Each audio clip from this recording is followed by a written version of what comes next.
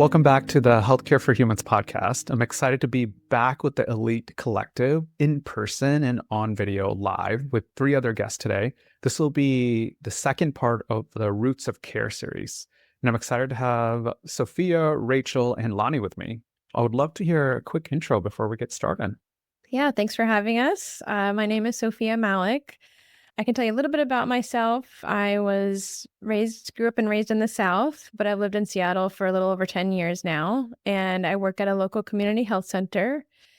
And what I'm really interested in is how the conditions people live in, whether they are larger societal conditions or the conditions of the families they were brought up in, how that impacts their health, and how we can work together despite all of those challenges to change things for people for the better.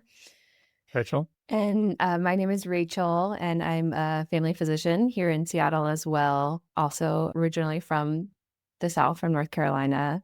Yeah, I think similar to what Sophia was saying, I think I've thought for a long time around all of the pieces that influence health. And I think really have felt often the disconnect between my medical education and the way that we often provide care and what actually feels like it's really important and influential in patients' lives and in their health. My name is Lonnie A. I'm a clinical psychologist by training, a descendant of the Cherokee by way of the Melungeon communities in Roseville, Virginia, and Hancock County, Tennessee.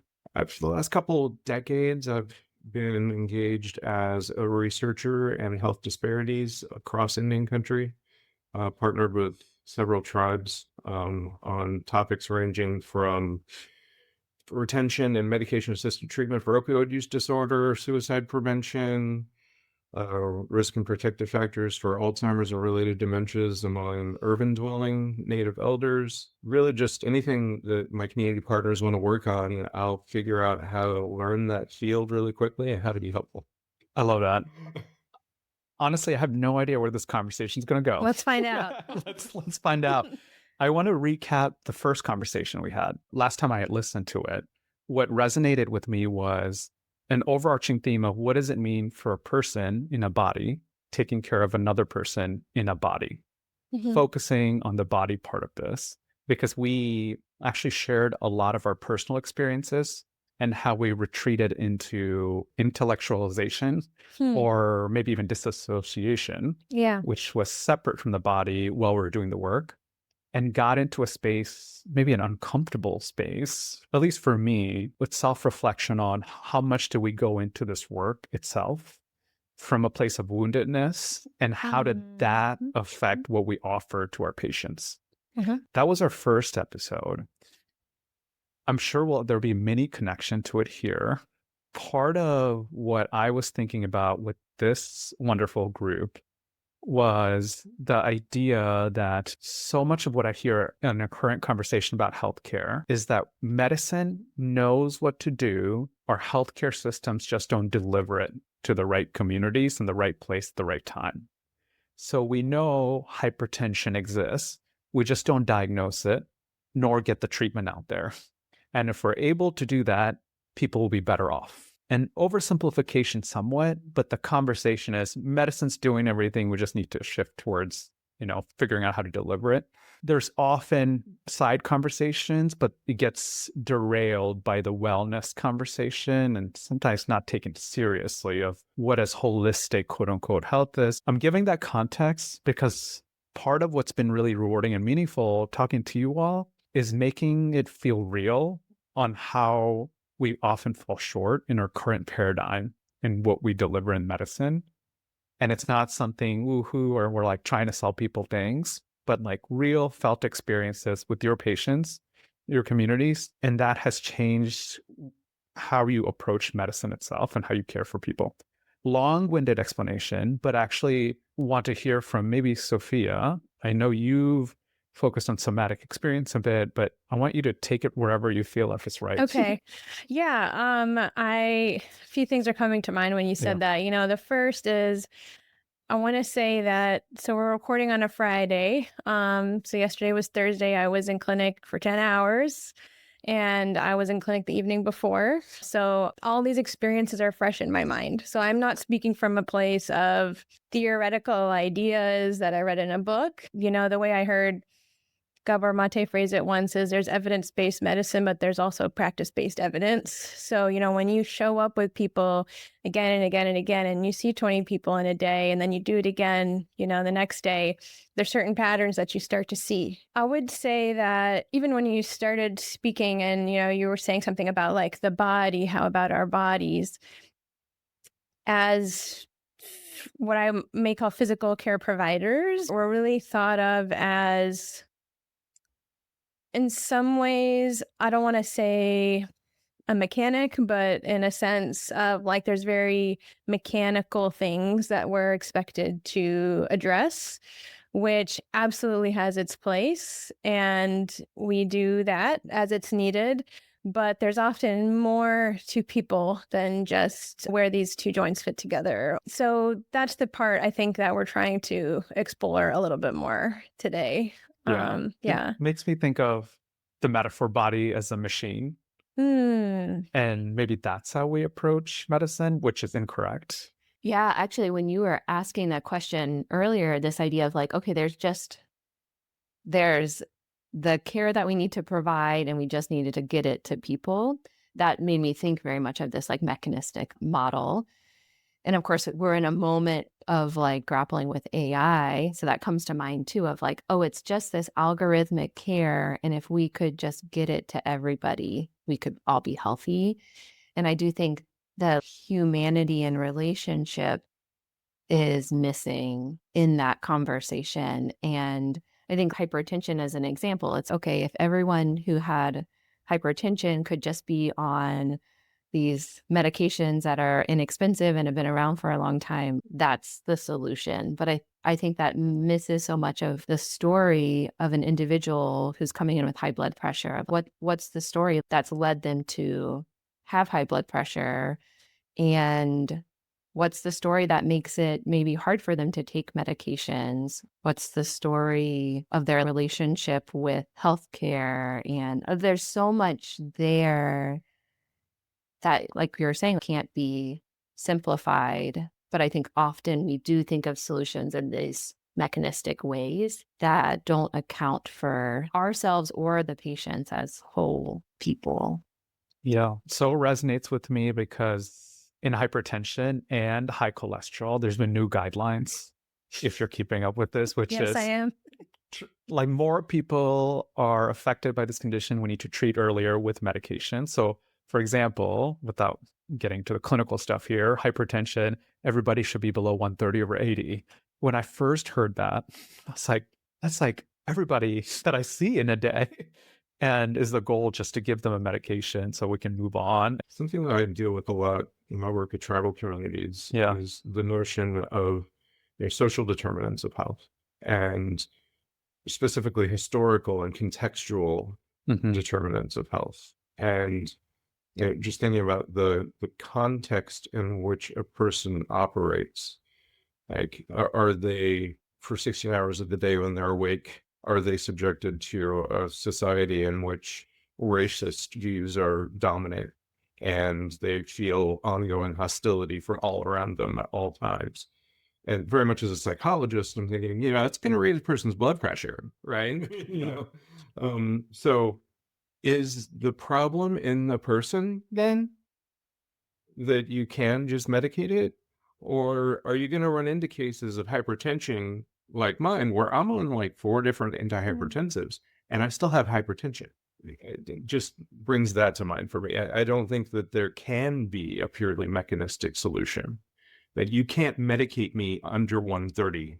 You just can't, Right. unless I'm comatose. Yeah. It's not going to happen. I appreciate you sharing that, both sharing your personal story, but also about the larger context.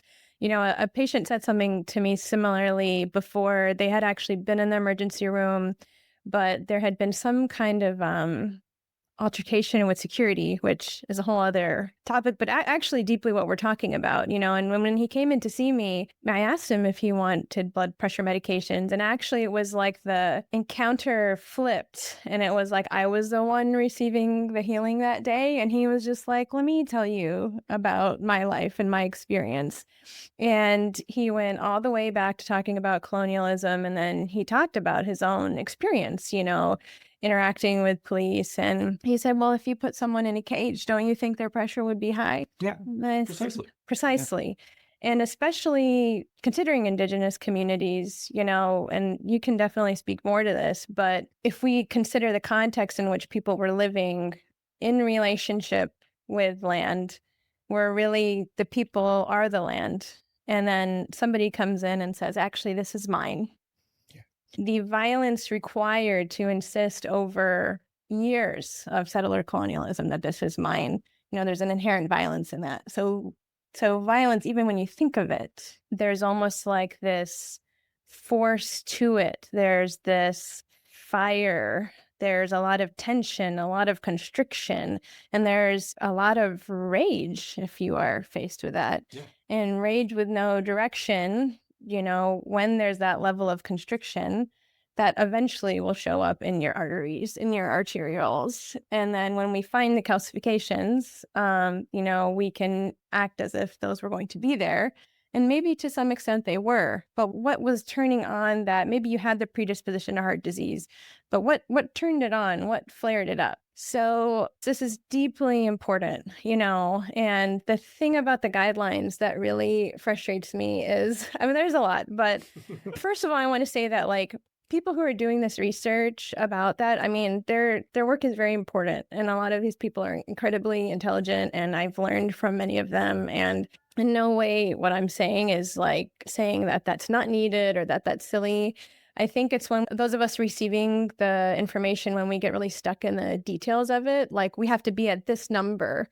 And even when I sit with patients and we're reviewing their labs, it's very stuck on the specific number, and we kind of lose the person for the number. Yeah. LDL under 70. You're at 72. So we're going to get it lower. And it deeply scares people, actually. Yeah. It deeply frightens people to see those abnormal numbers. And then that fear kind of keeps them from addressing other issues. I'm often thinking about how we ended up here. And is one part of this, it's just the sphere of influence. Even patients appreciate when we bring it down to something that feels controllable. Right. Can't control the racism, the colonialism, violence, but we can talk about this number here. Both of us look together and talk about the medication. So it feels a sense of agency and control when the ultimate cause of it is so outside of our control. Is that okay? Or is that part of how we ended up here? And does that make it okay? I don't know. Yeah, I think it's interesting because I think the danger in that approach of what happens is that all of these external factors, like the fact that we live in a society that feels dangerous for everybody, and I think in it, and particularly even more so for certain populations. I'm sitting today thinking about the trans woman UW student who was killed last weekend. There's so many of those histories, mirrored histories in various communities where there's this really tangible sense of being in danger as you walk through the world. But even for people who have privilege in this society, there's this constant message of you have to continue performing, you have to continue producing, you have to do a good job at your job. There's always precariousness. We live in a precarious society. When someone comes in and they have a high cholesterol and we give them a diagnosis of hyperlipidemia, and we're not having that conversation, I think what it does is it places that societal dysfunction into an individual body. And I think it has the potential then to naturalize it to a certain degree of this is something wrong with your body. This is a diagnosis. It's a disease that you're carrying within you. And I think it gives the message then that it's okay, there's something wrong with me. Yeah. And that happens so often in my field, in mental health, right? Yeah. Does this person have depression or anxiety? Or are they having a perfectly reasonable reaction to living in a society that is inherently violent and really is out to get them? Yeah. Yeah. Yeah, and one version of that that I see sometimes is not just do I have depression, but am I depression or I am ADHD, Right. So identity, you were mentioning working with Indigenous communities and people have various other identities. You mentioned gender identity. So we have so many ways to identify ourselves in our relationship, in our roles that we play in our families or in our communities. But I've just seen there's certain patterns you notice as you do this work. And I've really noticed this pattern of the disease label becoming an identity. And it's a really tricky thing and something that I think we need to have more conversations about, patients and providers alike. Part of it is people have not been heard for possibly their entire life. And for example, I saw this patient the other day. They have many, many diagnoses, and they were talking about how there was a recent diagnosis they received and they felt very validated. And again, this is not unique to this patient. I've had this conversation with many people, but the reason they said it felt validating was doctors told me before I had no reason to be in pain. So now that I have a label, there's a reason for me to be in pain. And my guess is for people like that is that's been the case their whole life. We're probably in their family of origin when they weren't feeling well or they were tired or they were scared. Like that they were told, oh, well, don't be sad. Or maybe the message was so strong to not even express it. I was in New York City once and my kids, we had been traveling all day and my kids were just crying. We were waiting for our dumplings order to arrive. And this New Yorker, he turns to me and he's like, it's your fault your kids are like that. And he went on. He was like, my father, we would never do that. And we would know better. I said to him, that sounds really terrifying. And he kind of, he was like, no, it wasn't terrifying. And as soon as they got their food, they were quiet and they were like little birds eating their little dumplings and they just needed food. But the idea that even like to cry when I'm hungry, that level of not being validated builds over life. And there's no doubt if you grow up with that. And then when you go to a doctor, it's first of all terrifying to go see, whether it's a mental health care provider or a physical care provider. It's terrifying. And there's so much shame and other history people are bringing in. And then if the doctor misses you that day and tells you, nothing's wrong with you, or that's the way you hear it when they say that, the diagnosis can start to carry this currency, this value of like, no, I have this thing. And there is value in diagnosis. And I think we talked about that a little bit in the last podcast we did. Yeah. So I'm not dismissing that. I just think this piece of it is something we don't talk enough about. Is it a universal need for people to understand why? And diagnosis gives them an answer. But I've had a lot of patients wanting an adult autism diagnosis to explain why it's felt so hard for them. And getting that testing, or it comes in waves, Ehlers-Danlos. There's all these diagnoses that people are seeking. ADHD can be specifically validating for folks of like, that's why I'm suffering so much. Is there a way to bring in, Rachel, you made really good points.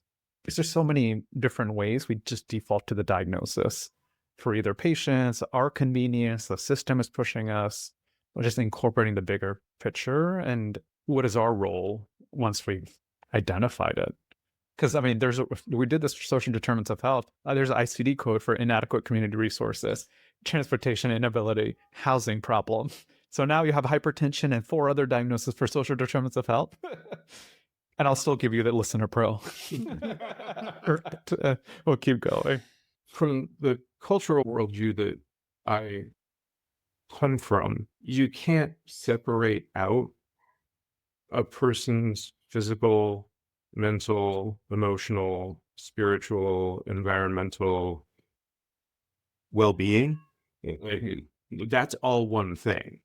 And so it would make sense that you would note that there are these contextual problems, housing problems, was one example.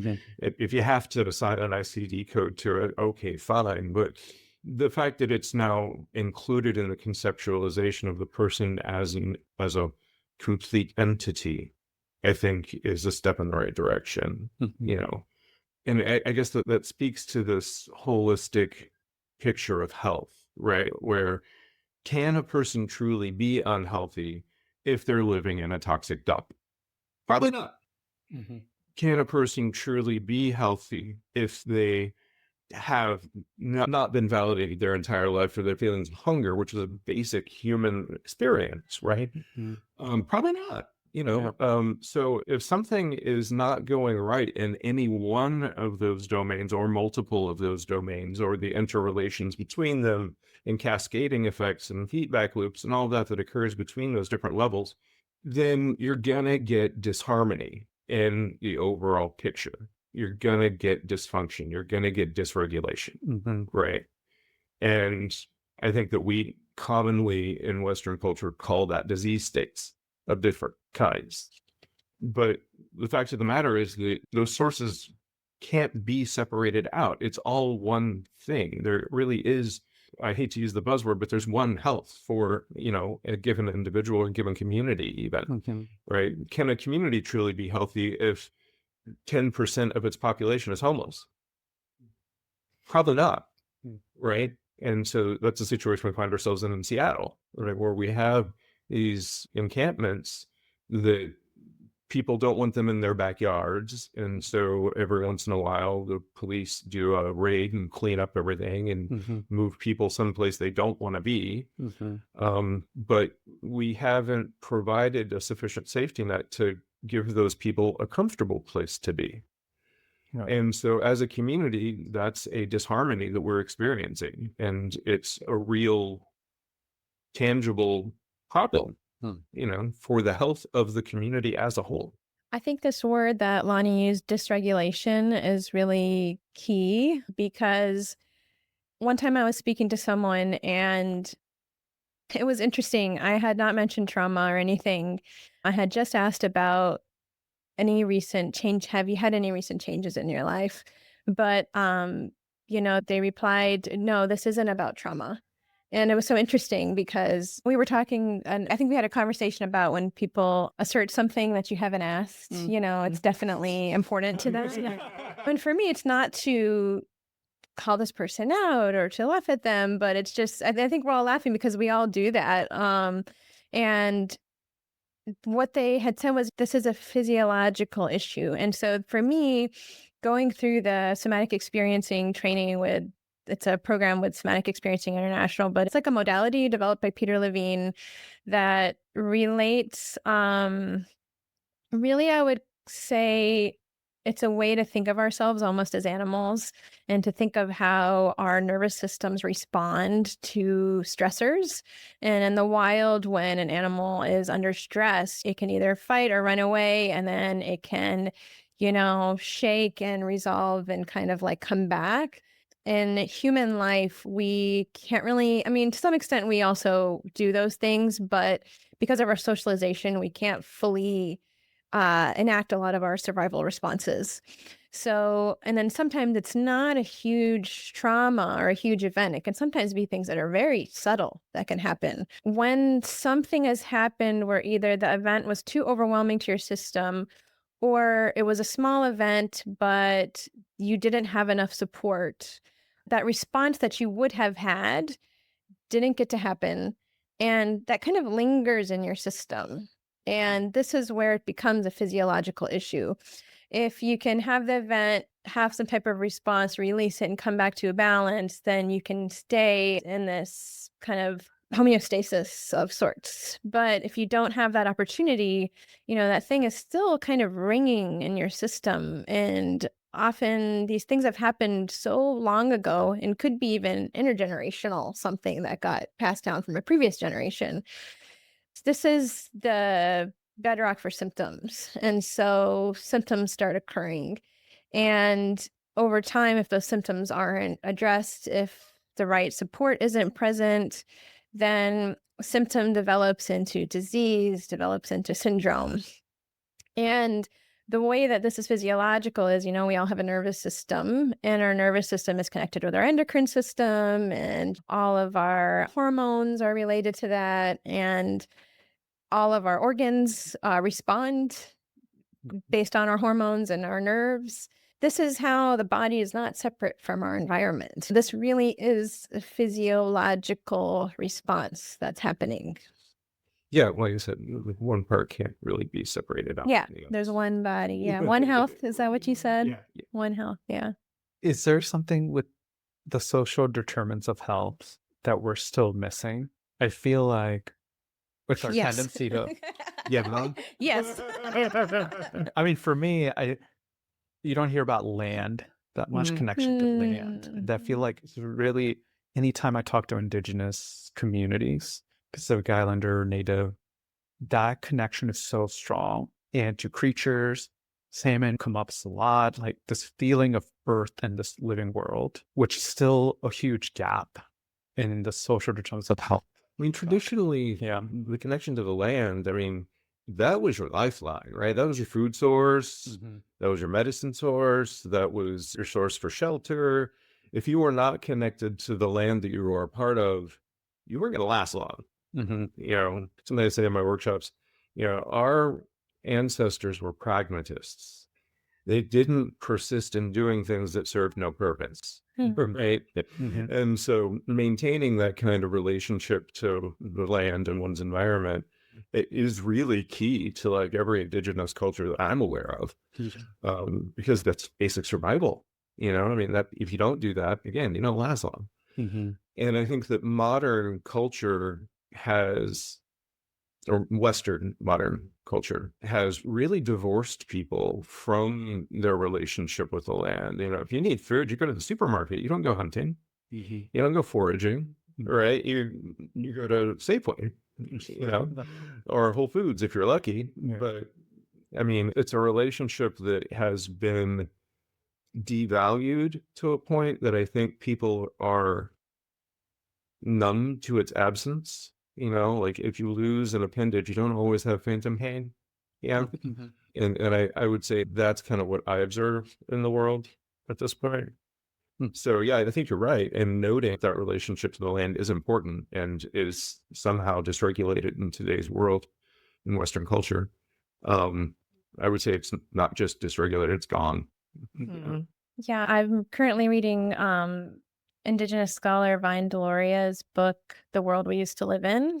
And he took histories of medicine men, and it's a really beautiful collection of narratives of how medicine men received their gifts. And there's more in the book than that, but one aspect of it is, people were observed like by, there was this belief in spirits and the spirit world, and spirits and animals were watching to see how are you interacting with the world around you, because not just everyone was given these gifts of healing. And one of the stories that I was really touched by was somebody, they had a vision in which they communicated with the spirit world, and in that they spoke with ants, and ants were their friends. And I just thought about how I think about ants as such a nuisance that I would never approach an ant at all. But the idea of, I mean, I don't know, there's crazy stats on ants, like compared to humans on the earth. They're pretty important. But this idea that there's this like communication with not just like animals, but insects and ancestors. And these were the people who brought healing to their communities. And for me, in 2026, I don't even have a window in the area that I work. So there is a window in the clinic, and there's a couple. And I have to make an effort throughout the day to go find that window. And if I'm lucky, I pause long enough to see a leaf blow in the wind. So that is I'm so sorry. It's reality for a lot of us. It's reality for a Yeah. lot of us. And I'm lucky even that there is a nice park and that there's nice trees nearby and that I can connect. But this is the contrast of the level of connection with our larger ecosystems versus like the reality of being on Epic and just being locked in on the computer, When my family moved back to the west side of the state from having lived over in Spokane or outside of Spokane for a few years, I told my wife, I was like, no closer than 30 minutes to town. Yeah. I don't want to be any closer than a half an hour Yeah. because I can't live like that. Yeah. I have to be in the woods. For many years, I lived in Central Seattle. We had a house in the Central District. And it is so much less stressful for me to be observed by the forest and the wildlife than to be observed by neighbors that live less than 50 feet away. Sure. Interesting. Yeah. It's connected to healthcare overall, this land, but also devaluing of space. You talked about the windows. I think of the institutions that I've worked at where all the walls are white with fluorescent lights. There's a sterility to it, I think, for standardization, which people love standardization in healthcare. And to control it, to make it consistent, and they would say reliable to everybody. But spaces aren't always like that, and land isn't like that. It's this, I'm deep into this meditation, and there's this idea of like a concept is a concept, but it's not reflective of reality. Like if I say a leaf, what comes to your mind? And I don't know, whatever comes to your mind is completely inaccurate because leaves could be so many different shapes and colors. Even green, there's so many shades of green. So there's so many nuances to this. But going back to that idea of controlling space to look the same for everywhere, and does that also affect how our patients feel maybe processed through the system, right? I want to go back to something you said. You said everybody loves standardization in healthcare.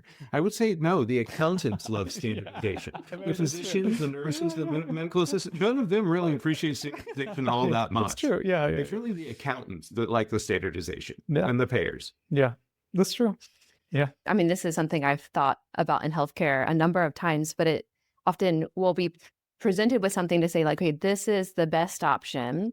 The evidence is behind this. But it's like, we don't pause to ask like, well, what were the questions we were asking when we collected this evidence? Like what questions were we asking when we did a survey of patients to decide this is the best option? And I feel like we're often not asking the question of like, when you walk into this office, what's going to help you feel safe? Like, what's going to help your nervous system feel calm? And those are prerequisites to healing. Like, we can't heal if we don't feel safe. But nobody designing a hospital is asking that question. Yeah. Someone designing our clinic isn't asking, like, what's going to help someone walk into this room and feel at ease?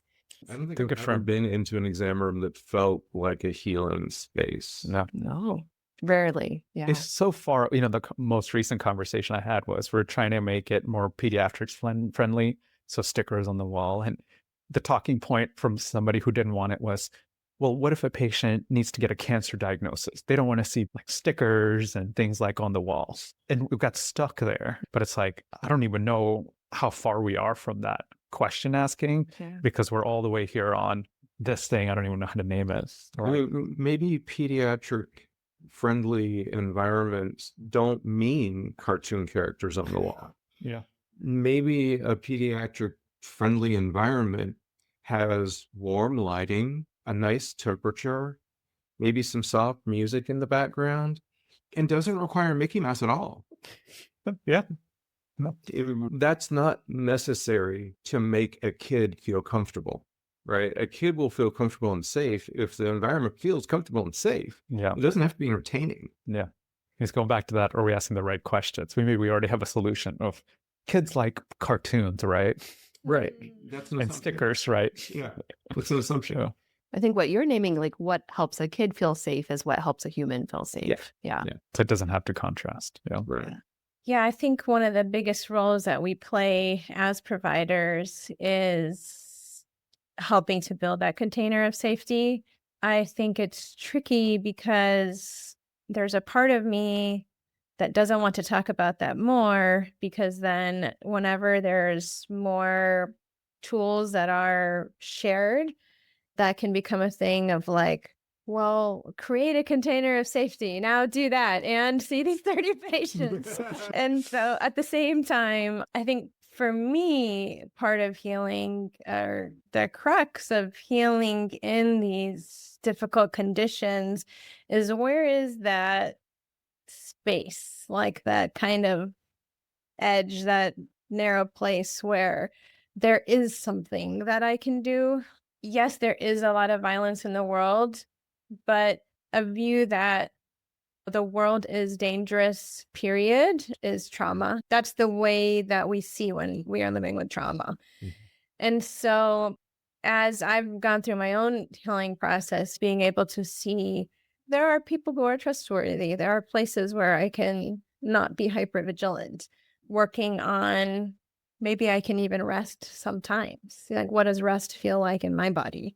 It's funny that we mentioned kids. I saw a few kids yesterday. It was actually really nice because there was like a lot of children on my schedule. And one kid in particular, they were pretty sick, and meaning they had like a ear infection. And even in their ill state, there were things that I could do. It's funny, I did grab some stickers, but she was not interested in them. I actually did not know. But what helped was I waited. I sat there, and it was very clear in the beginning that she was afraid, and I think had been in the ER before and had a difficult experience. And so I had to check with myself. Am I trying to get information from this kid? Am I trying to make a diagnosis? And so I just sat there for a while and I observed them. How are they breathing? How are they moving around the room? And eventually they actually first started playing near their mom. And then she kind of came closer and started tapping on my computer, which was fine. The computer was locked, so it was okay. And so they were actually kind of close to me. And then I could put my stethoscope on them. It was what was my system doing? And co-regulation is really important. Co-regulation, when a baby is born, they don't really have the ability to soothe themselves. They rely on their caregiver for that. And over time, they develop more ability as the nervous system matures to do that. So those initial days, weeks, months, years, our pattern for how we learn how our nervous system regulates, we learn that in that co-regulating relationship with our caregiver. That sets our template for how we regulate in the future.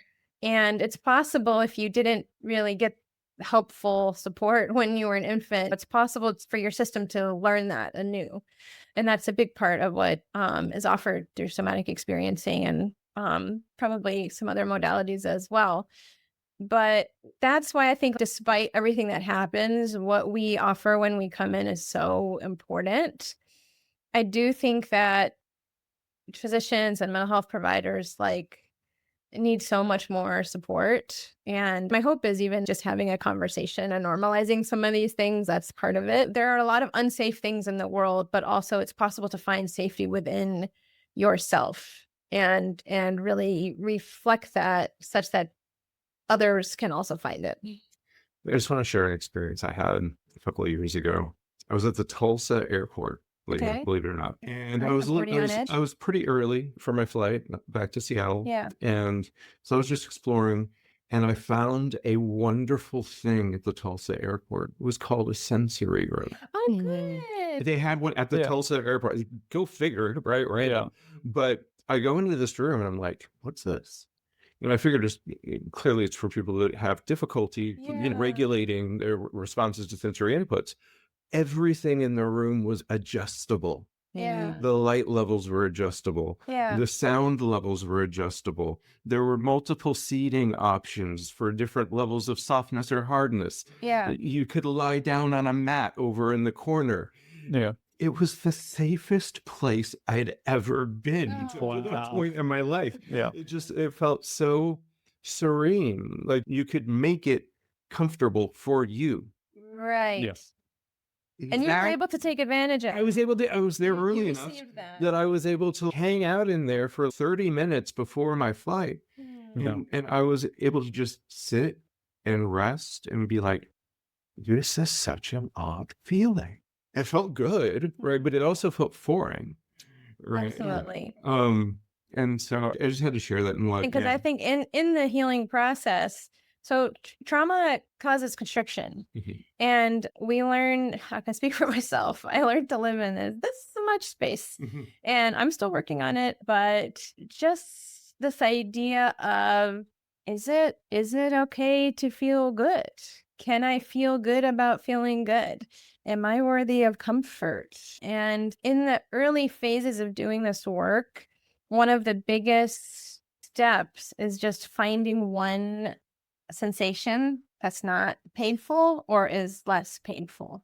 Because to jump to comfort or relaxation is too much for Yeah. a lot of people's systems. Yeah. And so to just be like, where in my body right now do I have slightly less pain? And I have definitely experienced chronic pain. It's something that's improved a lot, but I know, just where are all the places that are like hurting right now is so easy to recognize. But with time, experiencing some amount of comfort and then maybe one day really feeling like a pleasant sensation in your body.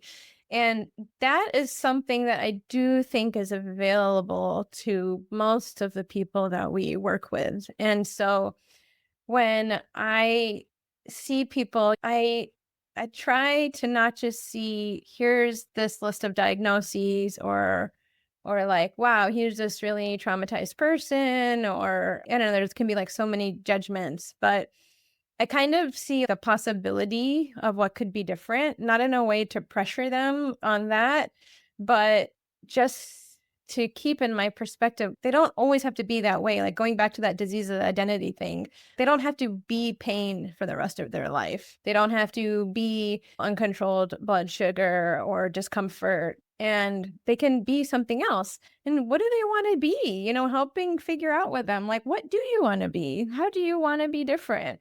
And I consider that to be like really an honor to be able to sit with people now. And I even just like feel really touched thinking about it. Like, that's really a privilege that we get to sit with people and explore that possibility with them. Yeah. Thinking about, I told you I didn't know where this conversation was going. We talked about ants. We're here. That was a meme. We talked about diagnosis. We talked about imperfections. We talked about the context and how that's relevant, including the lived world, I'll say land, social determinants of health, ancestors, maybe spiritual part to that too, how that's connected to the nervous system, dysregulation specifically. So there's so many factors to what happens to the patient and they're feeling, I'll say, unwell, and they're coming to us. We touched upon a few things here, and maybe I will present it as the question of what is our role as clinicians in caring in this situation? I heard providing a container of safety. Safety came about in spaces. For me, maybe true presence. So not jumping to a fix. There's probably other roles you can identify, and I'll ground it in a few things. We've done this series for our clinicians in our institution on how do we become more efficient clinicians. I had this small part of it on quote unquote difficult patients. We brought it up before. There's nothing you can do efficient in.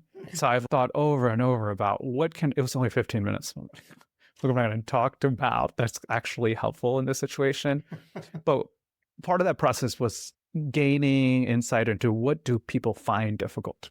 And maybe two things stuck out. One was their words, and maybe you can articulate it differently. Multiple vague symptoms presenting repeatedly and expecting solutions.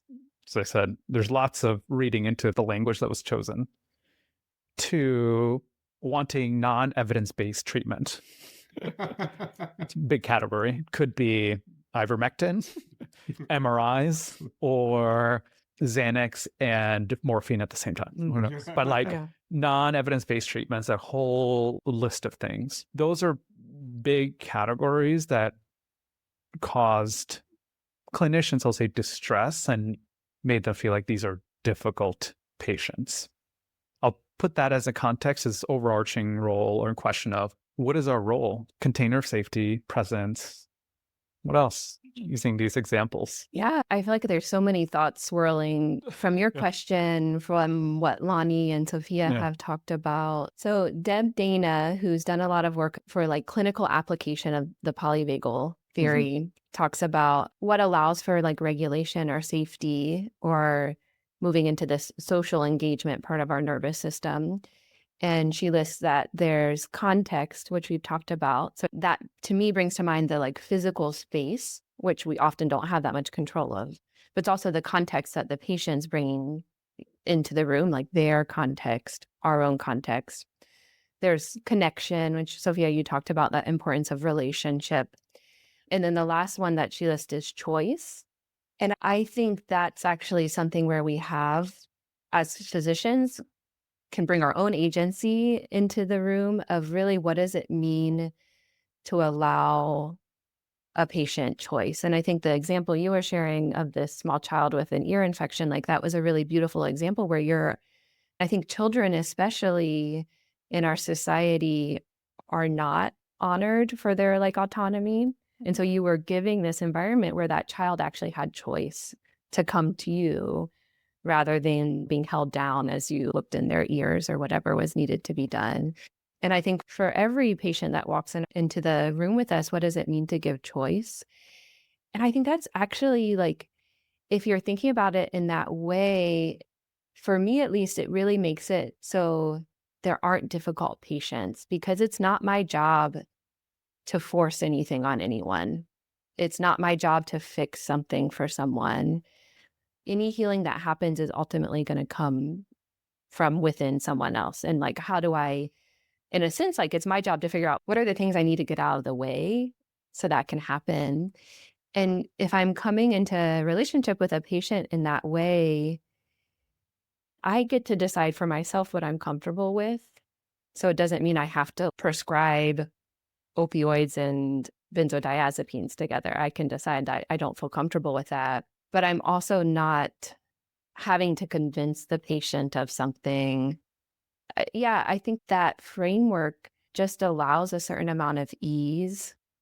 And there's so much to be talked about why, as physicians, we carry this desire to fix. And it's like my goodness as a professional and as a human being is based on the patient's outcomes and them being on the statin and their A1C being under control. Like we get really wrapped up in that. You guys are placed in an untenable position by your training.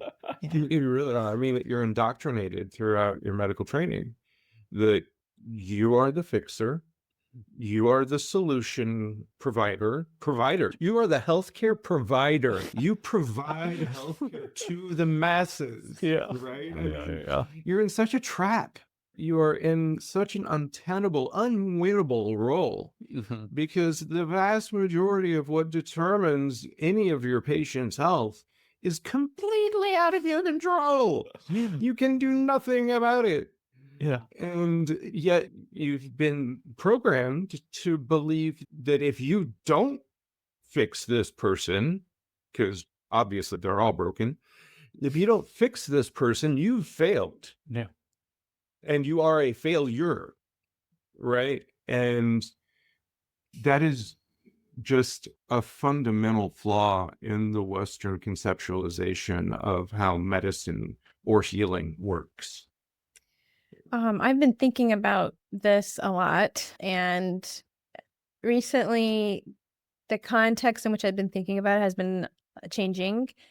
One of my somatic experiencing teachers, Efu Nayaki, she also teaches family constellations. And while I haven't done that training, I've just been learning a little bit about it and have really appreciated reading her book. And one of the things that I've taken away from it, like the way I've understood it is, and we talked about it a little bit. We did a little bit of family constellation stuff together, but people have their place in their family system. Like there's people who come before us and they are here first and life flows from them. to those of us who come after, and then flows from us to those who come after us. And many of us in our families of origin, we're trying to like be out of order and be kind of giving life and care to the people who actually are giving us life and are to be caring for us. And many people feel that they need to take care from a very young age, like taking care of their parents' feelings and or taking care of their parents' health, or maybe their parents have substance use issues and you know how that impacts their childhood. And when we are out of place and we are, so speaking for myself, trying to be a fixer of problems that really are not mine to fix from forever. And one time I was talking to Afush and I brought a case about a patient, and really she brought to light to me how actually this pattern of trying to fix people comes from way before I became a doctor. And she was like, yeah, you know, you've told me this and that. And can you remind me what your profession is? And did you choose that profession?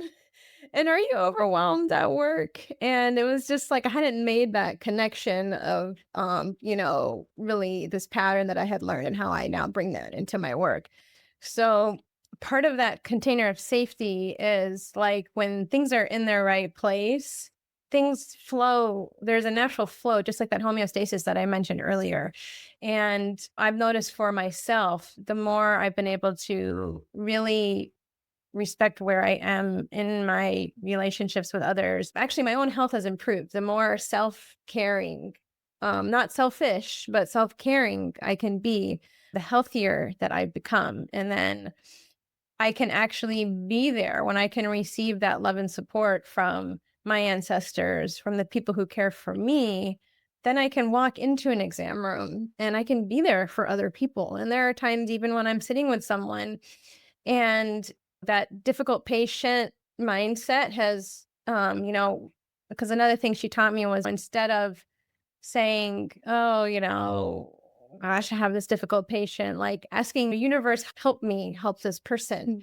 And so, really, this idea of like kind of being in resonance with the rest of the universe, and whether you have spiritual guides or whether you are a nature person, you know, just thinking like, I'm not alone as I do this work, or thinking of the people who came before you. The clinic that I work in, it was founded by the Black Panther Party. And one of the taglines was serve the people, body and soul. So it's not like I just showed up today and I'm trying to do this, like this idea of body and soul and trying to really do self-care. This was a very radical idea. Like the government was not providing adequate healthcare, still is not. And people were like, what can we do? How can we feed each other? How can we take care of each other? So this is one of the ways in which this perspective around this like resentment around difficult cases can really change. Yeah. Going into a room with resentment Hmm. is so problematic, but it happens even without you noticing. And what's sticking in my mind, a few things. Lonnie's idea of you're not the quote unquote fixer, because if you feel that way, think about my patients who have uncontrolled diabetes, A1C of 12, and aren't taking insulin. And they keep coming back with this A1C and this frustration of just And they take this probably have medicine. inadequate physical activity, and they Yeah. eat a lot of foods with a very high glycemic index, and you can't fix that. Yep.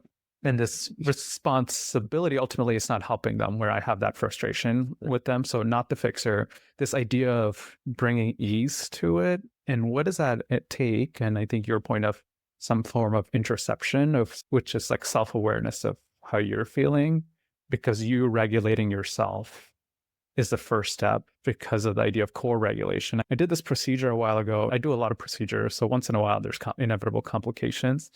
But I did this one procedure and ended up having bleeding a little later. And they had fallen out with somebody else. And the complaint they made was not that the bleeding had occurred, but he felt rushed the whole time. And when I looked back at that time, I don't think I had felt rushed. But clearly the vibe I was giving off was this sense of rushing, and that resonated with them. And I can imagine with this lens of, if I'm not regulated, I'm not aware of this sensation, what is it making them feel during this procedure, which they're totally vulnerable. and I'm doing things quickly in my mind, but not aware enough that it's coming off this way of feeling rushed, and that's making them more tense and anxious. So how is this escalating in that way too? Congratulations, Raj. You've identified the origins of white coat hypertension. Yeah, there it is. Yeah. Interesting. Yeah, I want to say a lot of things about this. So I want to say two things. One's about regulation, and the other one is about these high intensity situations like procedures, or there may be people who work in emergency room or other. And so, but even if you are in those more intense situations, there are tools that you can use to help yourself. And one that I had to learn was really just acknowledging the presence of gravity. And often during procedures, I really want to get it right. And this like getting it right thing, often I start spinning. So what I've had to do is really, is it that I'm not going to do it right? Or is it that I'm not grounded right now? And really trying to feel gravity, feel the weight of my feet on the ground. And sometimes there's pauses like you've numbed something up or you're waiting for something, and just using that moment, even if it's a few seconds, to just like look around the room or maybe talk to the patient. And what I wanted to say about regulation is that it's like a big learning for me right now is I experience trying to self-regulate as kind of like overpowering myself or trying to like force myself to be calm. And I've had to unlearn that because that's not what we're talking about. And I think that's what a lot of doctors do. And I'm sure it happens in mental health too. There's plenty of therapists who they are really struggling inside when they're with patients. And so I know there's a similarity there. But this idea of I need to look like I'm calm. I heard somebody say once, I really need to learn how to look like I'm not busy, even when I'm really busy. And this is where disease can come from, because there's always this like, I have all of this stuff in myself that is going crazy right now.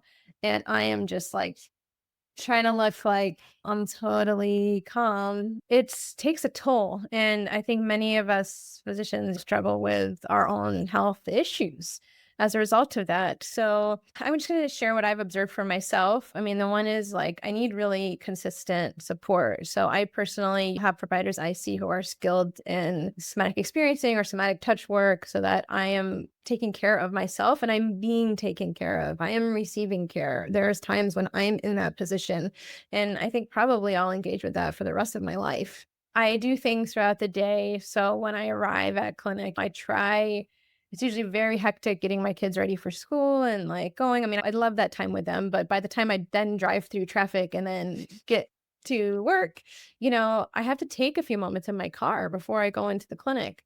At lunch, I mentioned I try to connect with the trees. Sometimes I only have like 15 minutes. Yesterday I stepped outside and someone was like, "Oh, Dr. Malik, you got to sign this form." And I was like, "I'm going to sign that in 15 minutes when I come back from my walk." And so really believing that I deserve that moment, that's important, but it's not urgent. And really being able to differentiate, because urgency gives us a very narrow view. We're very disconnected, and so being able to widen our view a bit. And then when I am done at the end of the day and I sit again in my car before I go home, I very consciously spend a few minutes to, kind of release what's not mine, calm myself back, try to ground again. If I have experienced that resentment, that means that there was something I was angry about that day. And I try to honor my anger, honor my sadness. How can I express it? Do I need to scream in the car? No one's going to hear me while I'm driving home. So it's not just to hold those feelings in and appear calm. It's really, sometimes I tell myself, okay, I'm feeling some stuff. I don't have time to address this, but I promise when I get in the car, I'm going to really sit with this, or I'm going to call a friend, or I'm going to talk to my partner. Those feelings need to get out to be in that flow. And I really want to encourage all physicians to think about, like, do you have practices for really releasing that? And as you do that more for yourself, it's going to be easier for you to help your patients with that. So true. I was thinking of, there's all these buzzwords in business and healthcare now, including like growth mindset, patient experience, they probably ring a lot of bells. But either way, in this most honest assessment, there is a sense of what can I learn and how can I be better? And there's lots of comments from patients. I'm just thinking about your idea of how do you take time for yourself. And I just remember one day, I think it was, I don't know, a few months ago now, where there was a complaint that I was 20 minutes late and So only yeah, spent 20 minutes is only not spent late. 15 minutes with them. And there was lots of questionnaires, but it was the sense of annoyance of how I was late. And there's a sense of me like, you don't know how hard I'm trying Yeah, to how did keep you up. feel, Raj? How did Yeah, you it's feel when like, you got that dude, feedback? why don't you get it? Got a Like, little angry? yeah, right. That thing. But then if you're not acknowledging it, you're carrying it to the patients afterwards Yeah. too, of like, and then this resentment, there's so many things of like, when patients don't get your sense of how hard you're working, not that it's not their job to know or acknowledge how hard you're working. Another story of, I had a patient that I ran late with. I'm actually pretty good on being on time. So running late especially feels hard for me. So I have to process that. And a patient, I had to call them later. It was a phone visit during lunch. And I called them and they were like, I know you're probably working so hard. You're talking over lunch. So I'm going to make this super brief for you. And it was like a polar. I was like, wow, this person, I'll give you anything you want. What do you want? Like, like somebody who really cares about my well-being. Oh, like, yeah, I shouldn't have do that too, but it was just this natural instincts that I have to acknowledge and honor, or else it makes me clouded in my thinking and how I'm present with this person in front of me, which they can bring whatever they want, right? It's not their job to care for me necessarily, or maybe, I don't know, but just things of honoring and Yeah, acknowledging, right? because I think a lot of people learn how to present themselves to providers such that they seem like they're not a problem patient. Yeah. And if whatever that type of thing you shared, like you were really angry or some of the things you're not sure exactly what you were feeling or why you're feeling that, those are the kind of things to then take to a personal session and unpack that with a therapist or a provider, because we have to be able to be available for people's anger. And I'm not saying we need to be available for people to berate us, because I think there is a such thing as healthcare workers do, especially in emergency rooms and in hospitals, face abuse sometimes. And I think that it's on organizations to keep their staff safe and what the culture is around that. So I'm not talking about that. I'm talking about the situations where we are safe, but it's unpleasant. And how do we build our capacity to be with those kind of unsavory emotions? Because the expression of those unsavory emotions is crucial in health and being healthy. So true. Rachel, what's swirling in your head? I know we got to Yeah. make space for your swirling. So- And Lonnie, I do want to, you bring so many things to this conversation. I do want to acknowledge Indigenous wisdom. And I learned so much. If there's something that we're missing or some lens to bring there from everything that you've worked on. So making space for both of you too. Go ahead, Richard. I can hold mine. Okay. Well, see, I think one is just, I think what you're naming, Sophia, is honoring that we're like humans coming into the room. And it's like, we want to bring like presence and calm that a patient can co-regulate with. But the other side of that is we're also nervous systems and animals that are co-regulating with the person that's in front of us. And so when a patient comes in with anger or frustration, it does take a lot of skill and practice to not be moved in that direction, to say, okay, like, how do I maintain this actual calm, not just a facade of calm? And I think connected to that, going back to the story you shared earlier with about your kids crying because they're hungry, I think in our culture, we learn from such a young age that we should not value our own very human animal needs, including needs for safety. I've been thinking a lot about like parenting and reading and learning a lot about parenting, including a lot of Indigenous wisdom around parenting. And there's so many ways that our culture today teaches kids that we need to suppress our needs. And so even simple things like babies are supposed to be fed on a schedule. And I think this is shifting culturally, but like, especially for my parents, it's like they were raised in a way where it's like, okay, like you're only supposed to eat at this time. It doesn't matter if you're crying. It doesn't matter if you're hungry. Or like Peter Levine shared an example that was like really powerful for me. And I still think about it. It's like if, let's say, you're with family and you have a young baby and an aunt wants to hold that baby, you pass the baby over and the baby starts crying. What is the message you say? Like, oh, don't cry. Like, this is your aunt. You don't say like, oh, this baby's clearly communicating they don't want this person to hold them right now. And we're going to listen to that. So from a very, very young age that we undermine this autonomy and sense of our own self. And so what we learn is this suppression of, okay, my task is to appear calm, but that's at the cost of ignoring these needs. And of course, medical training and healthcare spaces reinforce that so deeply of like, how often have we skipped a meal or not gotten outside for a moment or raced through many hours of seeing patients and realized at the end, like, oh, I like really have to pee, or these very like basic functions that we learn to ignore. And then of course, in that, it's going to be so hard to come into the room with a patient who's dysregulated and meet that with presence and grounding. And so Dean Spade, who talks about this idea of being de-skilled. Like we've been de-skilled as a society from this. So I think I just say that because I have so much compassion and empathy for myself and for other clinicians. Of it. This is really hard. It's an ask to do something that we're so deeply trained to not do. Of course, it's challenging. I got a question for the three of you. If you were going to design a way in which you could be the most effective physician that you could be, would it bear any resemblance to the context in which you currently practice medicine? Would you only get 15 minutes with each patient? Would you be stressed out and rushed? Would you be under fluorescent lights all day?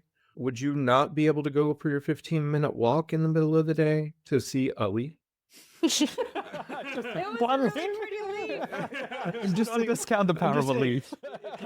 You were to bring everything you know about medicine, about healing, about homeostasis, about regulation. If you were to bring all of that truly remarkable training and knowledge to bear on the task at hand, which is actually providing the best healthcare, because you are providers of it. Right? If you were actually going to design the context in which you could be the most effective, would it look anything like where you work? Well, the answer is no. I'm just thinking of, do I have anything else to offer? So who designed that? Was it a physician? Was it a healer? Is that who put the system together the way it is now? No, I know. it was a bunch of accountants. And that's the problem. The problem is that a for-profit healthcare enterprise is inherently sociopathic.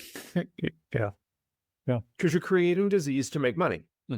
I mean, that's problematic. That's a huge conflict of interest, where the people who are running the systems that are supposed to be healing people are making money from it. That's problematic. There's definitely, I agree with you. I think the whole system and the root cause of it and how it's designed, there's people who are truly making lots of money and that's their only goal. And I also think there's well-intentioned people who think they're doing the right thing. And maybe just to feel hopeful and optimistic, I'm often trying to speak to them of this could be done differently. But I agree with you, right? Yeah, That's totally for myself. It makes me think of, I mentioned the Black Panthers previously, and Alondra Nelson wrote a book extensively detailing all the health activism that the Panthers did across the country. And one of their inspirations was, I'm going to say the name wrong, Frans Fanton. He was a psychiatrist and I believe was born in France and then was sent to work in colonial Algeria. And he was just observing what colonialism was doing to people. And then we were labeling it as diagnoses. And the phrase that Howard Thurman used in Jesus and the Disinherited is psychic anarchy. And so that empires create psychic anarchy in order to control subjects. And so I think it's important to understand that context. While for me, I think that another thing colonialism does, which Adrienne Marie Brown has written about a lot, is stealing imagination. And I think even asking, what would it look like? So that's what I like to do with patients. And Rachel and I and a couple other friends we meet, we have a dream club. And just even the idea of like, yeah, there's our dreams while we're asleep, but then how do we get in touch with that? And how do we actively dream? Like, how can we believe that something different is possible? And so I think it's so important to know the historical context. And agency to me and healing to me is actively imagining possibilities, engaging with them, because often when you can just feel the desire for something different, when you can feel like, how do I want to feel? Not like, what would that system look like? But me in that system, how would I feel in my body if I was in that system that was functioning well? You can find parts of that right now in your own nervous system, in your own body, in your own sensations. And I want everyone to have that. And they can have that to some extent now. Maybe it won't be like everything that could be available, but whatever little amount is available to them, I want them to have it. And so I see that as my role when I sit with people, as I'm a guide in helping them find that in themselves. Yeah. We talked about initially what is the role of the provider, a clinician, not a fixer, perhaps regulation. We went into that. There was a sense of permission to be human and feel that, honoring and acknowledging their emotions, providing a container of safety. And then this idea of imagining potentially a different possibility, and in some ways, in whatever way, providing a small part of that to the patient in front of you, feeling present. Just this could feel all encompassing. So I do want to then ask the follow-up question of, what tools do you use currently to make some of this possible in your daily life that's felt useful for you? I do my best to be present and whole. Mm-hmm. I try to bring all of myself to my interactions. I don't practice clinically currently. I spend most of my time, as I've said before, doing research in Indian country, trying to address health disparities that are so blatant there. But in my interactions with people, and especially with my kid in particular, I would say, it's a priority to me to be present and whole and to have integrity. And when I say integrity, I don't mean like moral uprightness. I mean having no part of myself in conflict with another part of myself. So my behavior is aligned with my speech, is aligned with my mind, is aligned with my emotions, is aligned with my spirit. Right? And that's where I put most of my effort. Quick follow-up on, we didn't talk too much about it. It came in some parts of this conversation. What does spirit mean to you? Alignment with spirit. So I think of it as the energy that moves a thing, not necessarily like physical movement, right? But the impetus that drives. It's not the animating force, but it's more of a directional sense. Like, what am I moved to do? Right? Like, ineffable. So it's impossible to truly describe with words. But to me, the felt sense that is not an emotion and it's not a thought, it's behind those things and underlying them and suffusing them. It's beautiful. Not to keep asking follow-up question, but I think it's an important thread on, when's the last time you felt it? As I what was is it? describing it just then. Well, I mean, I had to, in order to try and describe it. Right? With that, Yeah. Do you feel, I know you don't do clinical care directly right now, but I know you've been in the mental health space a lot, for creating opportunities to feel that spirit. When you did direct care or when you're designing projects, how do you make room for that? Well, when I was doing direct care, it was pretty, actually, that's where I got the most practice. Because the vast majority of my job when I was doing psychotherapy was to be present with the person experiencing what they were experiencing and truly be there. right? To be receptive and engaged and moving with them and feeling with them. And so I think that's where I actually got the most experience. As a psychotherapist, if you're talking more than 10% of the time, you're not doing your job right. Mm.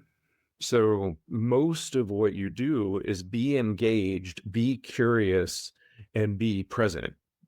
And so that really allows for that impetus, if you will, Mhm. to manifest itself in your presence or in how you occupy that time and space with the people that you're trying to be helpful to. Mhm. All of it.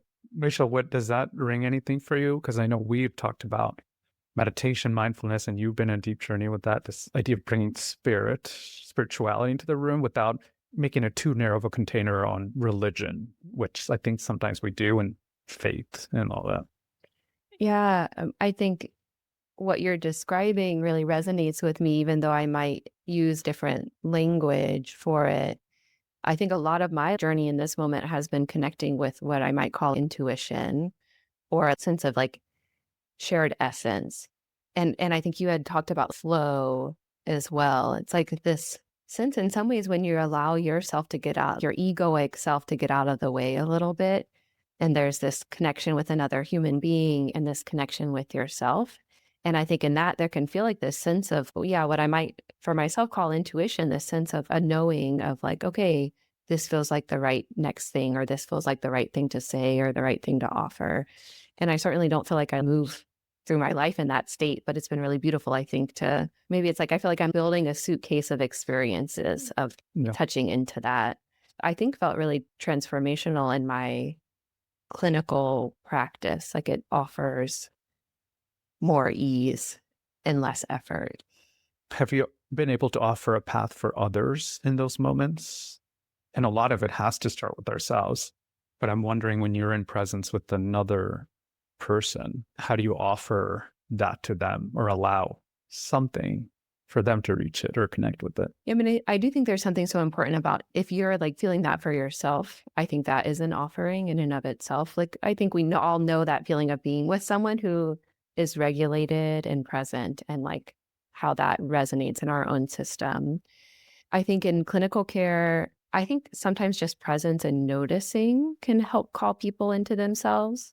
So just having awareness of where they're at and as appropriate, sometimes gently kind of being able to name what you're seeing in somebody else can be really powerful. I think some of what Sophia was talking about earlier really made me think about the compassion, which I don't think we've said that word, though I think we've spoken around that. And Gabor Mate, who I've learned from a lot through the compassion inquiry training, talks about different kinds of compassion and how we have this ordinary compassion of being able to feel someone else's suffering. This is like an animal quality. Other animals are aware of suffering. But there's also this like compassion of understanding where we can really understand where someone else is coming from in a deep way. And this compassion of, forget the exact language of like resonance, where we can also see like, I could see myself, I can see you in myself. And then there's this compassion of possibility of really holding, not that you need to fix someone, but you see in them this possibility.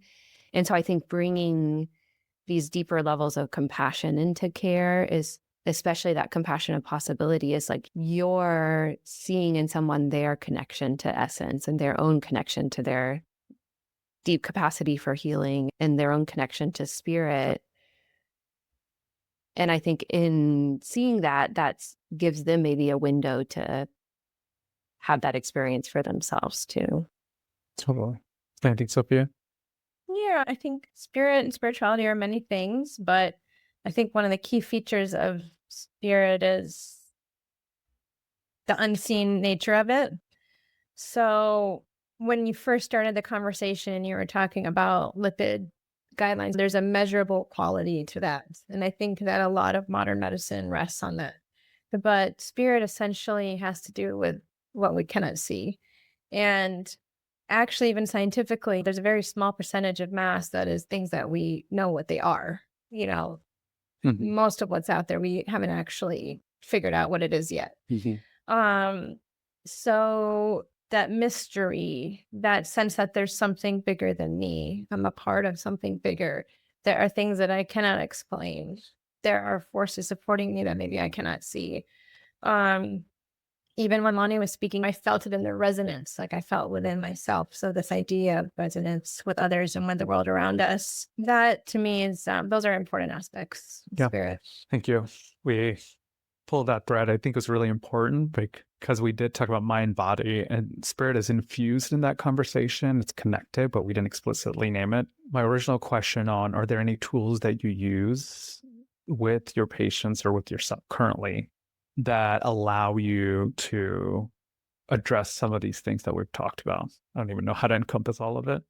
But I think what I'm holding on to is, even I'm visualizing you sitting in your car before you're walking Yeah. it, but it is a tool, Absolutely. a pause. Yeah. Are there things like that that allow people to feel like they could start practicing and experiencing it starting tomorrow? Because there's an intimidation piece of this of, wow, we've talked about so much. How do I get started? Yeah. Maybe right now, while you're listening to this, maybe just pause and check and see how you feel inside yourself right now. Is there any sensation, any image in your mind? Is there any quality of movement? If there's nothing that's really coming, obviously, can you feel your feet? Do you feel your feet on the ground? This sense of like, what's present in me right now? Am I grounded? Those would probably be like the two things, like just getting to know how to describe what's inside and being able to find the ground, find gravity. Those would be the initial steps I would start with. For some people, that can take quite a while to work on just that. So I would really respect that for what it is. Yeah. And Rachel, anything in compassion inquiry that you bring to folks that's accessible with this in this context and medium?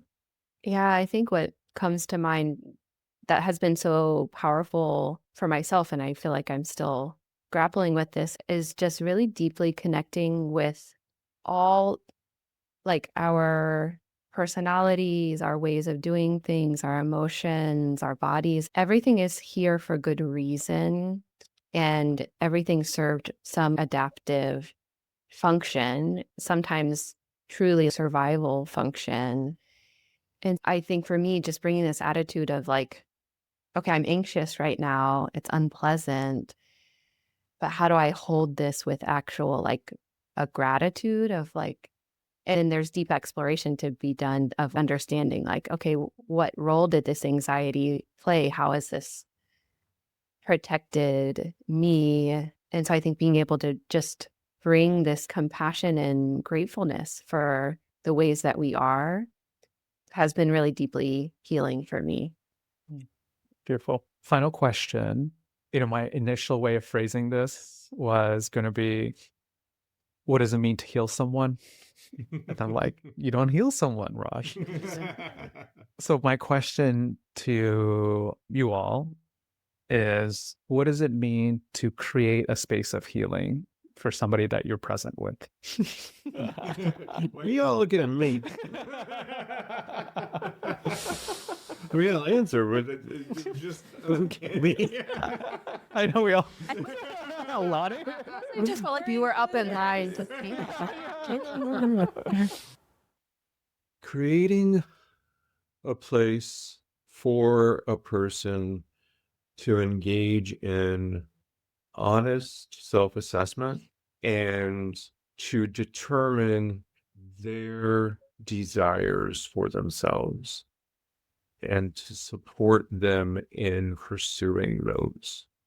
From my perspective, creating an opportunity for healing for someone is really about supporting their autonomy and their self-determination, their ability to choose their path and walk it the way they want to, in the way they feel they must, by their own conscience, and outside of my personal judgments, right? About what I would prefer for them. What I would prefer for them is irrelevant.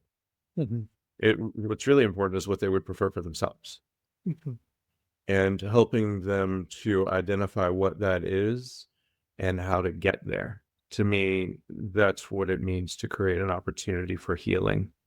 And it really doesn't matter what the domain that we're talking about is, whether it's behavioral, emotional, mental, physical. That's the crux of the matter from my perspective. And in terms of a tool, from the last question, one of my favorite authors, let me qualify that. One of my favorite martial arts authors is named Peter Ralston. And in the first book of his that I read called Principles of Effortless Power, he talks about the ability to trust your body to hold itself together. You don't have to do that. You don't have to expend any effort whatsoever for your body to hold itself together. It will do that automatically if you just let it. Wow. And if you do that, you'll find you immediately relax. You lose about 30% of the muscle tension that you were holding. Combine that with Sophia's tapping into gravity and finding gravity. So if you find gravity and then trust your body to hold itself together, you will enter a state of profound relaxation, which allows for a fluidity of emotion, movement, and thought that you can't get when you're trying to hold yourself together. That would be my favorite tool. If I was going to pass out tools, that would be the one. That's great. Yeah, I really love that. And there's so much I could say around this question, but I think what's coming to mind, so I also have trained in acupuncture, and I recently did a training called Engaging Vitality. That's an acupuncture training, but combined with some osteopathic skills. And in the context of that, they talked about this idea of like our goal, and you put a needle in someone's body, like the needle's not traveling inside and doing some magic to fix things. Like the goal of that is to open blockages and help someone reach this state of open flow where then their own healing can happen. And so I think I feel like healing space is like creating space where someone can feel safe and in connection with you and helping explore what's in the way of healing rather than healing being something that we're like doing to someone or someone is doing to themselves. It's just, okay, this is our inherent capacity as human beings. How do we figure out what's in the way and help that move? Yeah, what came to mind for me, one of my secret tools is my friends. So shout out to my friends. If I texted you this podcast, probably. If you actually listen to it now, I'll find out because I'm thanking you right now. But I think, especially when I was earlier in this process of this healing journey, people who sat with me at my dinner table and just heard all the mess that I was bringing, all the dysregulation, all the confusion, the disorder, and the things that I was grappling with. And having people in my life who are also asking these questions, even though they're not in medicine, but they still care deeply about the health of their community and really receiving that care. I just feel touched thinking about that because I have that, what's almost like a protection shield of love, and I can have the courage to face these difficult environments that we go into and work in. I mean, it's very challenging work that we do. And I think just being in the world in general is challenging. So yeah, I would say friendship. Thank you. Thank you all.